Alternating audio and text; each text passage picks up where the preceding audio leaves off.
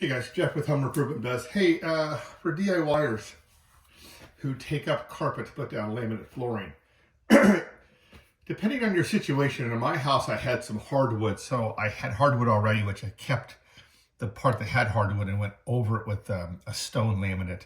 But I had a lot of carpet, so I had to rip out the carpet. And now I'm choosing to put down what's called a OSB, or oriented strand board. It's a second subfloor. So here's one subfloor and I'm putting a second one on top, and I just want to kind of show you how I do it. I pre-cut my pieces generally. It comes in 4x8 sheets. In fact, I've got 4 more coming tomorrow.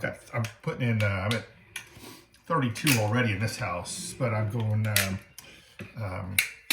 got 4 more coming tomorrow, so I'll be at 36. So I put liquid nail, I drop it down.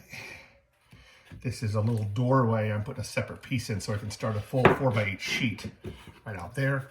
Go down, move it around a bit. And I just use drywall nails, 1 5/8. And you know, I put a bunch of them, so I kind of over secure probably, but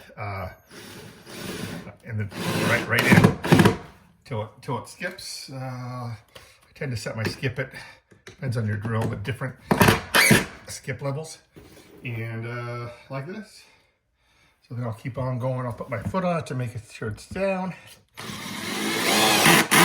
That in third one, and then I'm doing a closet right now until I get the other OSB tomorrow. And I'll go back once I connect these two with glue. I'll go back and put screws every 12 inches or so. So I hope that helps. Thanks.